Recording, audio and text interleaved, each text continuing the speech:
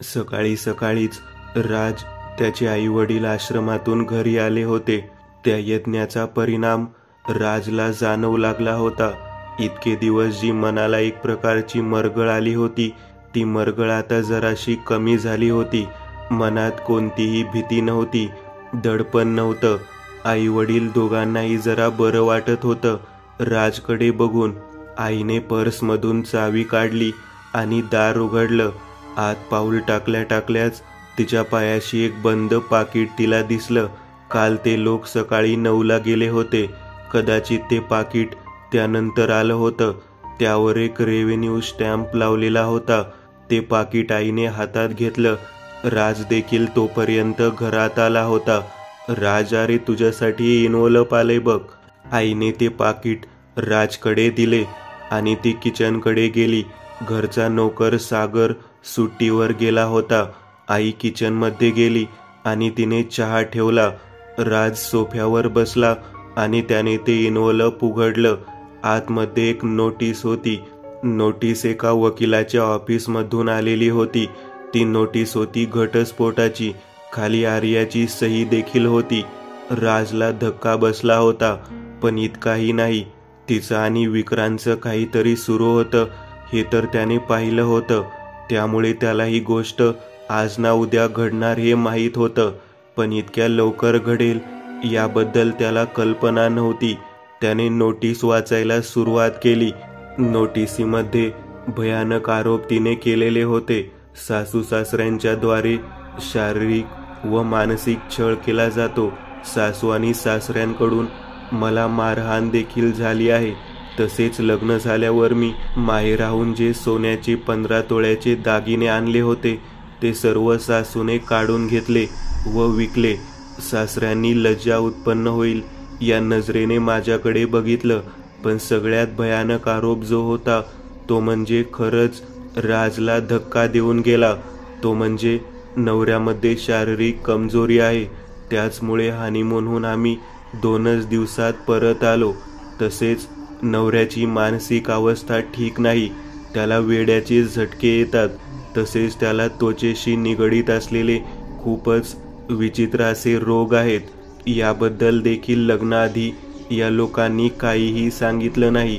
असे आरोप देखील करण्यात आले होते. राज थक्क झाला. आई चहा घेऊन बाहेर आली. तिला आतापर्यंत काहीच माहिती नव्हतं. बाबा देखील त्यांच्या खोलीतून नुकतेच बाहेर येऊन बसले होते. राज चेहऱ्यावरची उदासी बघून त्यांना समजले की त्या पाकिटामध्ये आलेल्या लेटरमध्ये काहीतरी वाईट बातमी असावी. काय झालं राज? कसलं पत्र आहे ते? आईने विचारलं. तो काहीच बोलला नाही. बाबांना पण टेन्शन आलं. त्यांनी पण तोच प्रश्न विचारला आणि त्याने ते लेटर आता त्यांच्या हातात दिलं. तो तसाच बसून राहिला. बाबा आता ते लेटर मोठ्याने वाचू लागले. त्या पत्रात एक एक आरोप जो करण्यात आला होता त्यातला एकही आरोप खरा नव्हता. हे तर अगदी सगळ्यांनाच माहिती होतं. खाली वकिलाचा नंबर दिलेला होता. पत्रात असं लिहिलेलं होतं की इथून पुढे जे काही पत्रव्यवहार किंवा संभाषण होईल ते वकिलासोबतच होईल. तोच मध्यस्थी करेल. राजने नंबर डायल केला, पण त्याला आता काहीच बोलायची इच्छा नव्हती. त्यांनी फोन कट केला. आईला धक्का बसला होता खरा, पण हे तिला अपेक्षितच होतं. हे कधी ना कधी होणारच होतं. ती तशीच होती. तुला कधी तिने आयुष्यभर साथ दिली नसती. खरं सांगू, मला पण माहिती होतं हे असं काहीतरी होणारच आहे. मी तुम्हाला काही बोललो नाही, पण मी माझ्या डोळ्यांनी तिला विक्रांतच्या रूममधून बाहेर येताना पाहिलं. अगदी त्याच रात्री, ज्या रात्री मी खूपच जास्त विचलित झालो होतो. तिचं आणि त्याचं अफेअर सुरू होतं. आणि ठीक आहे, माझ्यासारख्या मानसिक संतुलन बिघडलेल्या व्यक्तीबरोबर तिने राहावं ही माझी अपेक्षा देखील नव्हती. पण तुम्हाला तर माहिती आहे की हे आत्ता झालंय, लग्नानंतर, हनीमून नंतर. राज म्हणाला. अरे काय सांगतोस? विक्रांत आणि आर्या? बाबांना धक्का बसला. याबद्दलही मला कल्पना आलेली. विक्रांतची आणि तिची जवळीक, विक्रांतची बोलताना होणारे तिच्या चेहऱ्यावरचे हावभाव, हे सगळं मी बघत होते, पण कधी काही बोलले नाही. असो, पण इतके घाणेरडे आरोप करायची गरज नव्हती. तू एक काम कर, आता जास्त विचार करू नकोस. बाबा म्हणाले, हे काम आत्ताच करायला हवं, आता वेळ घालवण्यात अर्थ नाही. असं म्हणत त्याने त्या वकिलाचा नंबर परत एकदा डायल केला. वकिलाशी त्याचं 10-15 मिनिट बोलणं झालं. तो बाहेर गार्डनमध्ये येऊन बोलत होता. जाताना तो जितका शांत होता, येताना तो अक्षरशः रागाने लालबुंद झाला होता. इतकी नीच असेलही मला वाटलं पण नव्हतं कधी. आल्या आल्या राजने फोन सोफ्यावर फेकला. अरे पण झालं काय? तो वकील म्हणाला. बाबा, तो वकील मला म्हणाला की या केसमधून तुम्हाला लवकरात लवकर बाहेर निघायचं असेल तर तुम्हाला तिला 8 कोटी रुपये द्यावे लागतील. ही सेटलमेंटची रक्कम आहे. 8 कोटीपेक्षा 1 रुपया देखील कमी चालणार नाही. नाही दिला तरी ही केस आम्ही फौजदारी पद्धतीने पण हाताळू आणि तुमच्या घरच्यांना आणि तुम्हाला खूप मनस्ताप होईल. राज म्हणाला. 8 कोटी? बाबा स्तब्ध झाले. कुठून द्यायचे 8 कोटी? तो वकील, त्याची बोलण्याची पद्धत आणि त्याची भाषा. वकील कमी आणि दलाल जास्त वाटत होता मला. या अशाच खोट्या केस टाकून लोकांकडून पैसे वसूल करायचा धंदा दिसतोय त्याचा. राजा रे शांत हो, ही लोक असेच असतात. आपण पण एखादा चांगला वकील करू, यांची कोर्टात जिरवू. बाबा म्हणाले, 1 मिनिट, तुम्ही जरा नीट विचार करा. तुम्हाला हे सगळं प्लॅन करून केल्यासारखं वाटत नाहीये? म्हणजे कोणीतरी ठरवून तिला आपल्या घरात पाठवलं आणि राजवर झालेली ती करणी बाधा, या सगळ्या गोष्टी एकमेकांशी निगडीत आहेत असं नाही वाटत का तुम्हाला? म्हणजे राजवर झालेली करणी बाधा ही शिमल्याला ते हनीमूनला गेले तेव्हापासून सुरू झाली. गुरुजींनी ज्या प्रकारे या करणी बाधेबद्दल सांगितलं होतं त्यानुसार ही करणी बाधा करण्यासाठी एखाद्या व्यक्तीला राजच्या किती जवळ असावं लागेल. त्याच्या रक्ताचे नमुने, केसांचे नमुने, आंतरवस्त्राचे अंश, या सगळ्या गोष्टीपर्यंत जर कोणाचा हात पोचू शकत होता तर ती फक्त आर्या होती. मला तर वाटतं की ही करणी पण तिनेच केली आहे. आई म्हणाली. राज आता पूर्णपणे खच्ची झाला होता. सगळीकडून संकटावर संकट येत होती. राज, तू एक काम कर, तुझ्या खोलीत जा, आराम कर. संध्याकाळी मी माझ्या एका मित्राला इथे बोलावतो. तो स्वतः एक वकील आहे आणि चांगला नावाजलेला वकील आहे. या अशा गोष्टींमध्ये तो अगदी मुरलेला आहे. त्यामुळे काळजी करू नकोस. घटस्फोट तर तुला मिळेल आणि त्यासाठी तुला इतके पैसे द्यावे लागणार नाहीत. थोड्याफार पैशांची आपण सेटलमेंट करू शकतो. पण ही बाई तर सगळंच मागते आहे. ते शक्य नाही. बाबांनी राजला आधार दिला आणि आता राज स्वतःच्या खोलीत गेला. पण तो दिवस आणखी काही संकट सोबत घेऊन येणार होता याची राजला थोडी देखील कल्पना नव्हती. राज स्वतःच्या खोलीत आला आणि बेडवर आडवा पडल्या पडल्या त्याला काही मिनिट झोप लागलीच होती. इतक्यात त्याचा फोन वाजला. त्याने फोन हातात घेऊन बघितलं. फोन त्याच्या ऑफिसमधून आला होता. ऑफिसच्या HR मधून तो कॉल आलेला. ऑफिसची HR त्यांची चांगली ओळखीची होती. हॅलो प्रिया, बोल. राजनी अगदी नॉर्मल संभाषण सुरू केलं.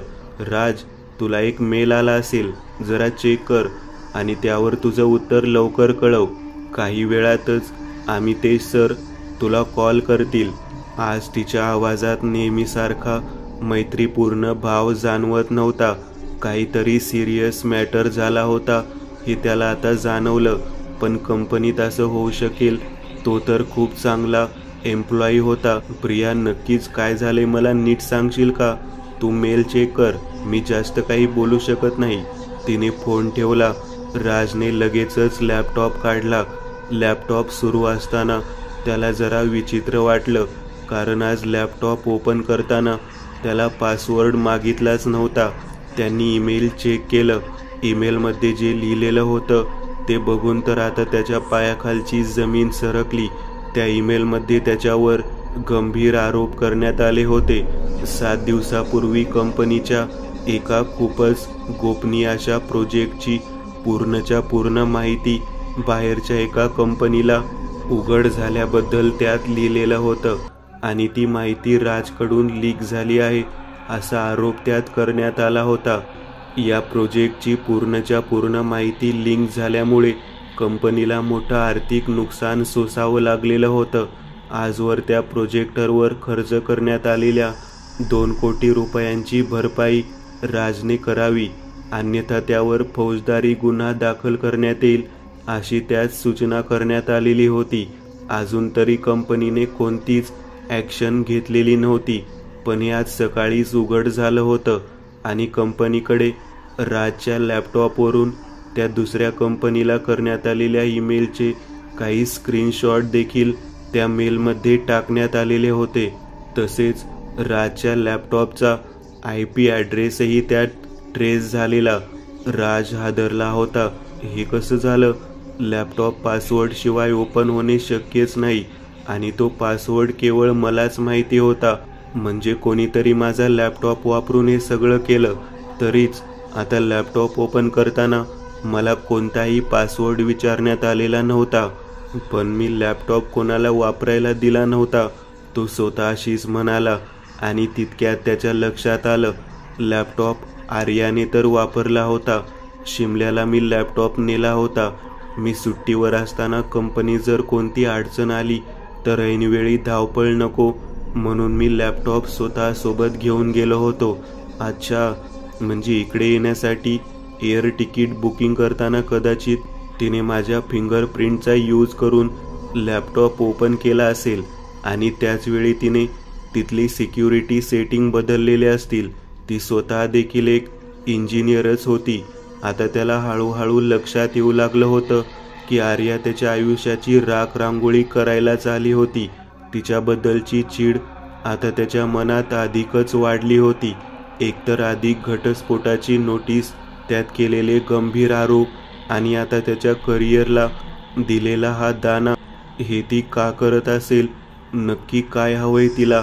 हे ती स्वतः करते आहे की तिच्याकडून कोणी करून घेतंय? राजच्या मनात प्रश्न येत होते. तो पॅनिक झाला होता. एका पिढेतून जरा कुठे तो सुटला होता, तर आता एका मागोमाग एक संकट त्याच्यावर चाल करून येत होती. त्याला डिप्रेशन येऊ लागलेलं. संध्याकाळपर्यंत तो त्या खोलीत तसाच बसून होता. संध्याकाळी त्याला बाबांनी खाली बोलावलं. ते वकील आले होते, त्याच्या बाबांचे मित्र. त्यांच्याशी या प्रकरणावर त्यांनी सगळी चर्चा केली. राजने त्यांना स्वतःच्या कंपनीत झालेल्या प्रकाराबद्दल सांगितलं. त्यांनी राजला आधार दिला आणि ते म्हणाले की ही केस आपण नक्कीच उभी करू शकू. त्यांच्या बोलण्यामुळे त्याला जरा आधार मिळालेला. त्यांच्या सांगण्यानुसारच त्यांनी कायदेशीर भाषेचा थोडासा वापर करत कंपनीकडून आलेल्या ईमेलला उत्तर दिलं. ती रात्र कशीबशी निघून गेली. दुसऱ्या दिवशी राजच्या वडिलांच्या मित्राने नोटिसीला उत्तर दिलं. त्या नोटिसीमध्ये त्याने देखील आर्यावर काही आरोप केले होते, जसं की तिचा असलेला अफेअर, शिवाय राजच्या लॅपटॉपचा गैरवापर करून त्याच्या कंपनीची माहिती उघड करणे याबद्दलही त्यात नमूद केलं होतं. तो दिवसही व्यवस्थित निघून गेला. राजला आता ते भास आणि ती भयानक स्त्री दिसायची बंद झाली होती. पण आता या बाकीच्या गोष्टी त्याला पूर्णपणे ग्रासलं होतं. रात्री त्याला शांतपणे झोप लागली. सकाळ झाली होती.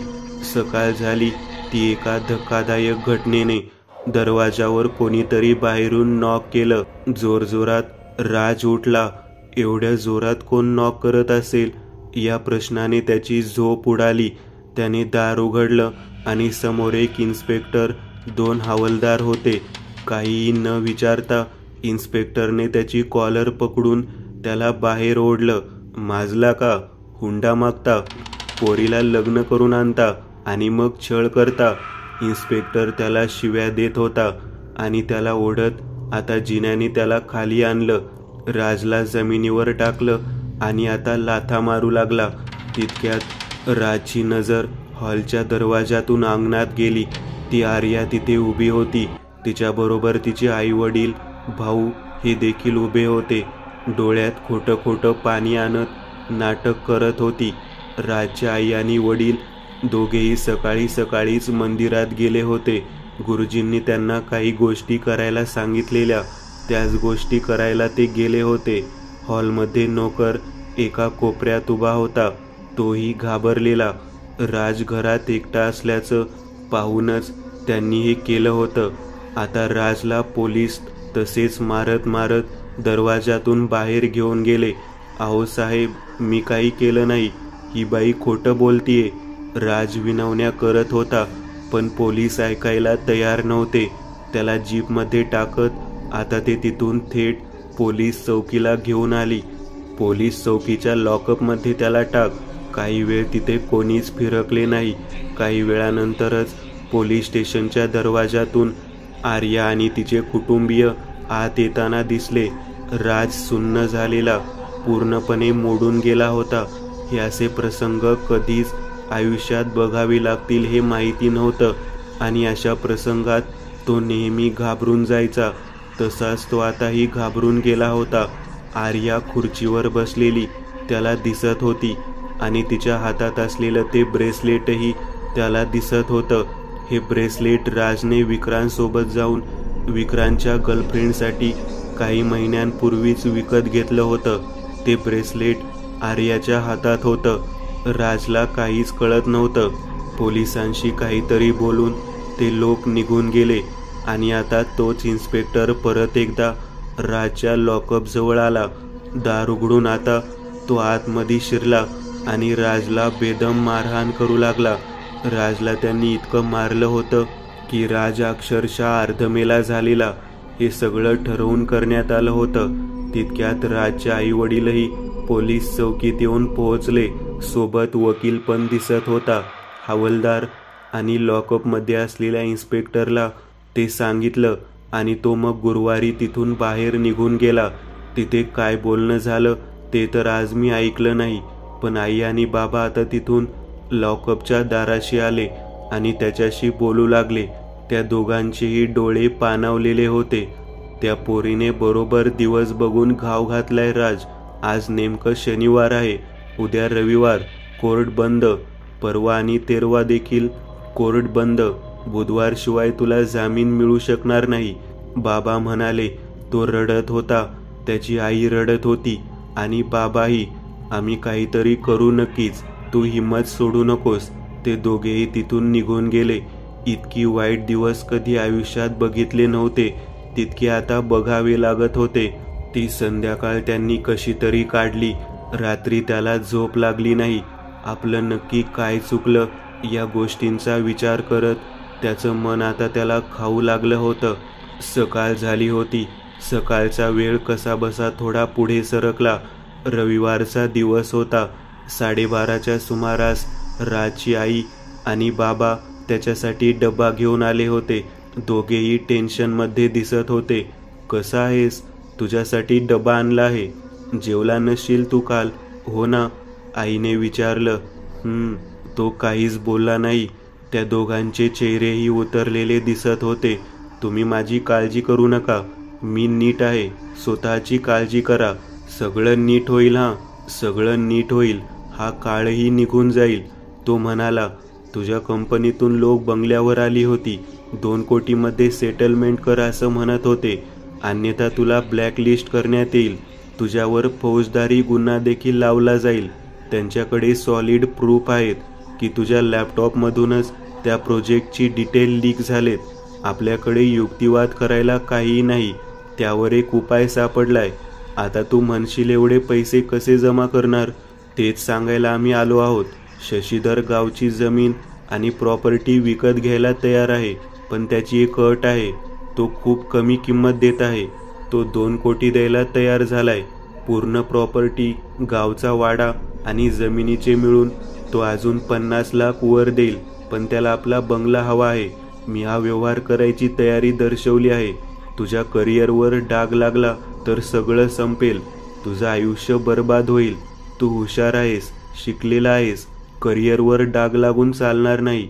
एक नोकरी जाईल, पण तू परत सगळे शून्यातून उभं करशील याची आम्हाला खात्री आहे.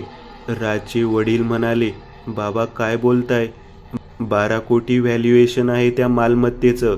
किती कमी झाली तरी 8 कोटीच्या खाली तुम्ही ती जमीन कशी काय विकू शकता? आणि ते पण त्याच शशीधरला. तुमचा तो नालायक मावस भाऊ राज म्हणाला, हे बघ, फायदा आणि नुकसान बघायची ही वेळ नाही. आता तुला यातून बाहेर काढणं गरजेचं आहे. बाबा म्हणाले, त्या आर्याचं काय करायचं ते बघू. 2 कोटी देऊन तुझ्या कंपनीचं तोंड बंद करता येईल. राहिलेल्या 50 लाखात आपण घटस्फोटाची केस लढू शकतो. थोडाफार सेव्हिंग आहे, त्यातून दिवस निघून जातील. बाबा म्हणाले. आई आणि बाबांनी त्यांचा निरोप घेतला आणि ते निघून गेले. राजला खूप त्रास होत होता. आईवडिलांनी खूप मेहनतीने एक एक पैसा जोडून हा बंगला बांधला होता. तो बंगला विकावा लागणार होता. गावाकडे असलेली त्यांची हक्काची प्रॉपर्टी कवडीमोल किमतीला विकावी लागणार होती. आणि हे सगळं त्या एका नालायक बाईमुळे. त्याच्या मनात आता तिच्याबद्दलचा विष क्षणाक्षणाला वाढत चाललं होतं. आई बाबा आता घरी आले होते. बंगल्याच्या कागदपत्रांनी प्रती काढण्यासाठी बाबांनी तिजोरीचं कुलूप उघडलं होतं. तिजोरीचं दार उघडून त्यांनी आत बघितलं आणि त्यांना भयानक असा धक्का बसला. आतमध्ये असलेले जवळपास 8 लाख कॅश, सोन्याचे दागिने आणि बंगल्याची कागदपत्र सगळं काही गायब होतं. ती पाहून बाबा थक्क झाले आणि जागीच कोसळले. 2 तासानंतर त्यांना शुद्ध आली. कसे आहात? अगं, तुला समजलं का काय झाले? बाबा रडत रडत बोलू लागले. हो, सगळं कळले मला. चोरी झाली घरात. बंगल्याचे कागदपत्रही गेलेत. पण त्या गोष्टीचा शोक करायचीही वेळ नाही. शशीधरचा फोन आला होता. त्याने उद्याच आपल्याला रत्नागिरीला बोलावलं आहे. तो उद्या सगळे पैसे आपल्याला देईल. तुम्ही त्याच्याशी बोलला तर थोडे पैसे वाढवून नाही देऊ शकतो असं तो म्हणाला. जास्त नाही, 10-15 लाख. आई म्हणाली, मला आपल्या पोरासाठी वाईट वाटते. काही वाकडं केलं नव्हतं त्यांनी. कुणाचं काही वाईट केलं नव्हतं. आणि आज आयुष्य आणि हे निष्ठुर जग सगळीकडून त्याच्या आयुष्याचे लचके तोडतंय. ते परत एकदा रडू लागले. पण कसंबसं त्यांनी स्वतःला सावरलं. राजनं यातलं काही कळू द्यायचं नाही असं दोघांनी ठरवलं आणि दोघेही आता सकाळी सकाळीच रत्नागिरीला रवाना झाले.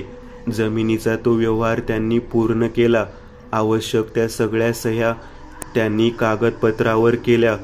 शशीधरने 15 लाख रुपये वाढवून दिले होते. 12 कोटीची प्रॉपर्टी त्याला 2 कोटी 15 लाखात मिळाली होती. तिथेच रात्री घरी परतले. दुसऱ्या दिवशी सकाळी सकाळी त्यांनी कंपनीमध्ये जाऊन 2 कोटी रुपयांची सेटलमेंट केली. कंपनीने राजवर लावलेले सगळे आरोप मागे घेतले. त्याला NOC लेटर दिलं. पण त्याला नोकरीवरूनही काढून टाकण्यात आलं होतं.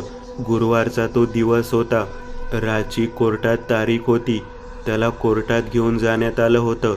आई बाबा आणि त्याचे वकीलही कोर्टात हजर होते. कोर्टात जोरदार युक्तिवाद झाला. आर्या आणि तिच्या कुटुंबियांनी त्याच्या पूर्ण परिवारावर नाही ते घाणेरडे आरोप केले. राजला 2 दिवसाची पोलीस कोठडी देण्यात आली होती. पोलीस त्याला घेऊन कोर्टाच्या बाहेर आले. आई आणि बाबा देखील त्याच्या मागेच काही अंतरावर होते. जमिनीसाठी आता 2 दिवसानंतरच्या सुनावणी वेळी ते परत एकदा अर्ज करणार होते. कोर्टाच्या आवारात एका राजकीय पक्षाच्या महिला मोर्चाच्या काही 25-30 स्त्रिया आणि 12-15 पुरुष जमा झाले होते. राजला कोर्टातून बाहेर येताना पाहूनच ते लोक हिंसक झाले. पोलिसांच्या घेऱ्यामध्ये घुसून आता राजला मारहाण सुरू झाली. हा प्रकार त्याच्या आईवडिलांना बघावा लागेल.